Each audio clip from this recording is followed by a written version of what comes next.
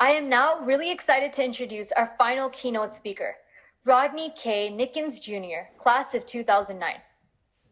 Rodney is a progressive millennial political strategist, policy consultant, and the regional policy manager at the Nonprofit Housing Association of Northern California, an affordable housing advocacy organization based in San Francisco.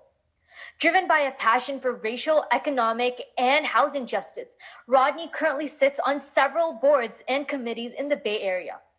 His work includes advising regional housing planning staff and elected officials on regional affordable housing policy programs, strategies to help advance racial justice and economic equity. Rodney is the principal author of a forthcoming housing policy paper entitled The Road Ahead, a 21st century housing strategy for the San Francisco Bay Area. Rodney is a 2009 graduate of the inaugural class at UC Merced, a 2011 graduate of the Ralph J. Bunche Center of African American Studies at UCLA, and the 2016 graduate of the University of California Hastings College of the Law, where he earned a certificate in social justice lawyering. While at UC Merced, Rodney was a campus tour guide and founding member of the Black Student Union, the Pre-Law Society, and ASUCM senator and political editor of The Prodigy. Please welcome me in introducing Rodney. Thank you, Naharka, for that beautiful introduction. Good evening, Bobcats. I don't know about you, but I am feeling pretty inspired right now. As Naharka said, my name is Rodney Nickens, and I am a 2009 graduate of UC Merced and a proud member of the inaugural founding class. And it's such an honor to be with you all this evening virtually. And I especially want to thank Alex and Jessica and the entire UC Merced staff team for putting together this outstanding event tonight and bringing us all here. Thank you and congratulations. And I'd also like to thank Uday and Preet for that beautiful presentation. It was so heartening to see your family and the love that you share and all you've accomplished. It's so inspiring. I look forward to the day that we're all able to come together in person once this public health emergency is under control. Listen, I don't have to tell you all, this is a really challenging time that we're living through. And it's especially challenging for my Black and brown brothers and sisters, from police brutality to racial profiling to the senseless murder of far too many unarmed Black men and women at the hands of law enforcement. And I'd be remiss if I didn't send my condolences and my prayers to the family of Breonna Taylor. May she rest in peace. And of course, the reason why we are all here virtually and not in person, the unprecedented global coronavirus pandemic that has ravaged Black and brown communities and revealed deep and lingering structural inequalities and racial disparities in access to healthcare. These are some times that test us, times that stretch us, and times that reveal our true character. But these are also times that build resilience. These are times that build strength and grit within us, a strength that we might not know we had, but a strength that will carry us to the next challenge and the next, and show us all what we're truly made of. And these are times, student leaders, these are times that build true leaders. And by now, you've all seen how important strong leadership is in a time of crisis. One thing I know for sure is that it's so important for us all, more than ever in this moment, to come together as one nation, under God, as a community, as a Bobcat family, to support and encourage one another. We got to lean on each other in times like these, y'all.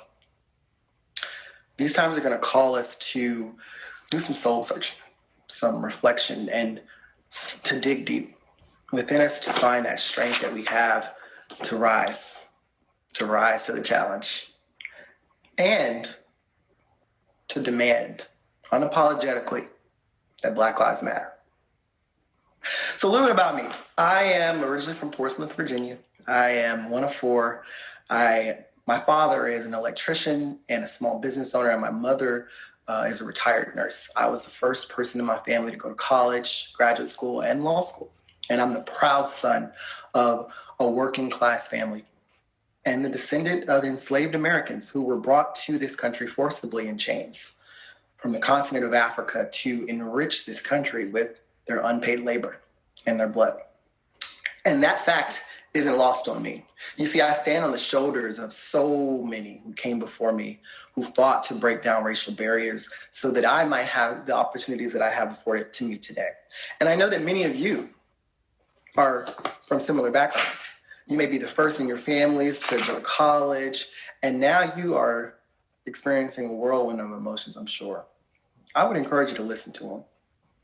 You see, attending college under any circumstances is a tremendous milestone. You should be so proud of yourselves and everything that you've accomplished thus far. However, I'm sure that attending classes online, virtually during a global health pandemic was not what you had signed up for. I know many of you probably hope to be coming back to UC Merced this fall and attending classes in person and taking advantage of that new pool that you guys got there. Looks pretty nice. And now you may be feeling a little nervous. You might be anxious and sad or uncertain. It's all perfectly normal with what we're going through. And you may not be sure about the future and what that holds for you. I can certainly relate. Let me tell you something. For me, when I look back on my time at UC Merced and everything that I've accomplished thus far and where I'm going today, it's really inspiring. It's incredible to see how much the campus has grown in such a short time. And how about that U.S. News and World Report ranking top 100? All right, come on now. Congratulations, UC Merced. I'm so proud. But like many of you, I came to UC Merced in 2005 as a freshman with a mix of emotions. It was a difficult time then. It was different than what we're going through now, but there are a lot of parallels with what we're experiencing. For one, in 2005, our country was going through a little bit of turmoil. We were heading into a recession, and we were in the midst of a transformative leadership transition. Michelle Obama. Yes, she was our keynote speaker, and I may have had a little something to do with that. And so, I came to UC Merced with a fire in my belly, and I was so passionate and committed to pursuing a career in civil rights and becoming a social justice trailblazer. And I came to UC Merced because I wanted to help this institution grow. I wanted to see it grow into a dynamic force for good in this world. And that's exactly what it's become. And I'm so proud. I couldn't be prouder. And it's so inspiring to see that culture of leadership and advocacy lives on stronger than ever in each and every one of you participants, student leaders. You see, even back then, we knew it was going to be important that we build a diverse student movement and a culture of leadership and advocacy. We committed ourselves to organizing racial justice events, lobbying for Black professors, advocating and mobilizing Black student voices at the highest levels of the UC.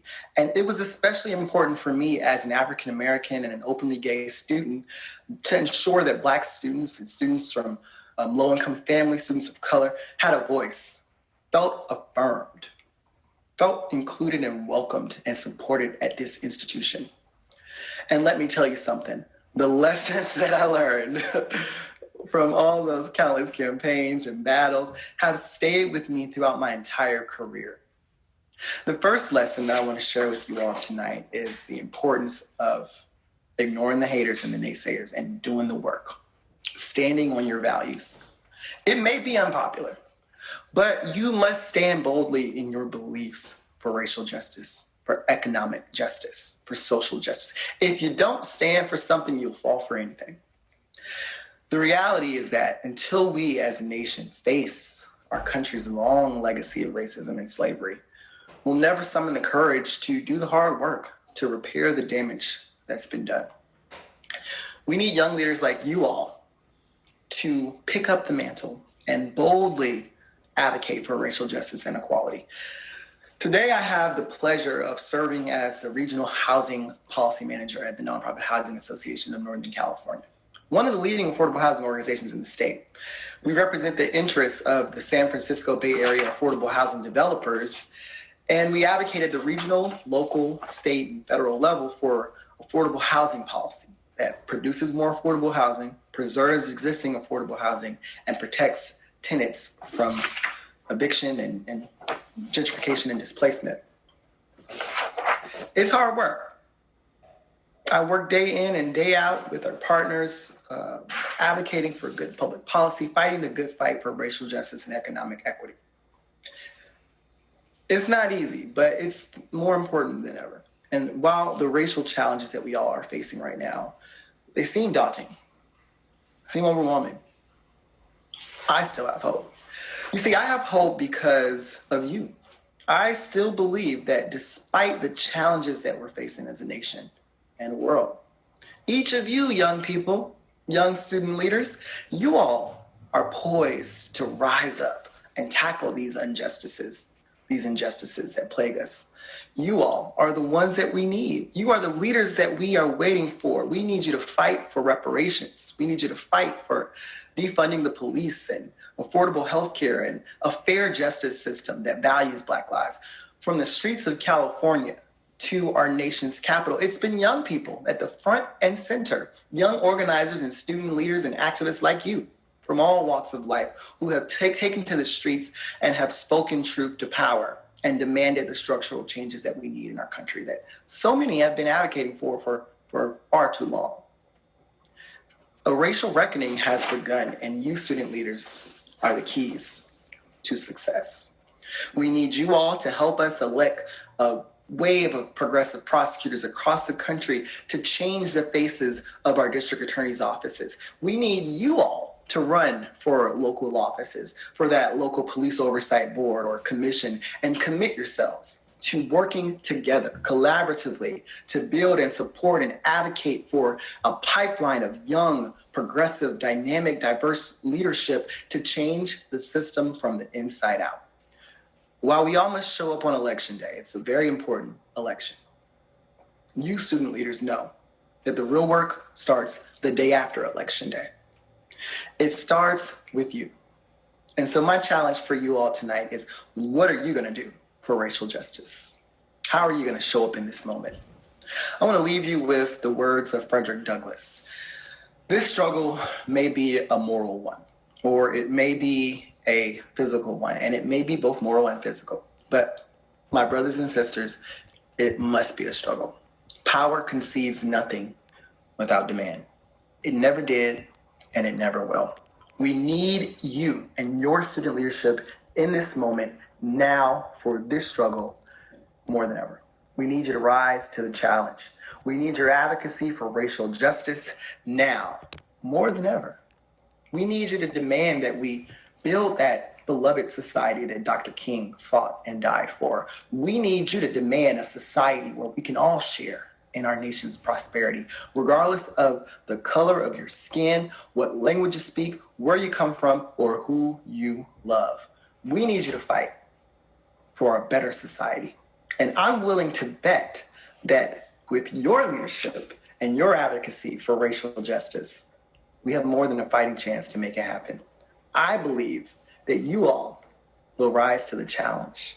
My fellow Bobcats, democracy is not a spectator sport. The time for us all to get in the ring is now. This is the moment.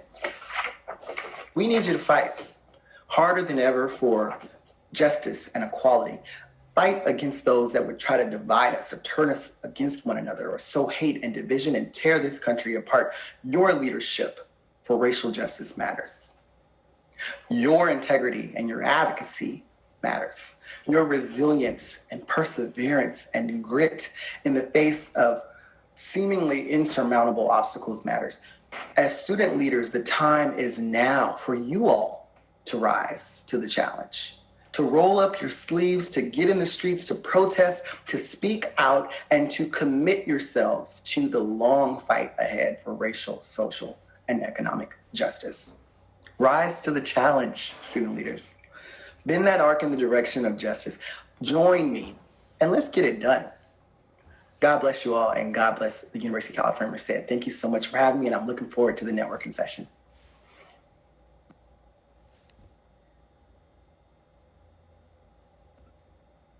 Thank you so much, Rodney. Your work as a leader fighting for social justice through the policy approach is so important and so inspiring. Thank you for sharing your story. It really means so much.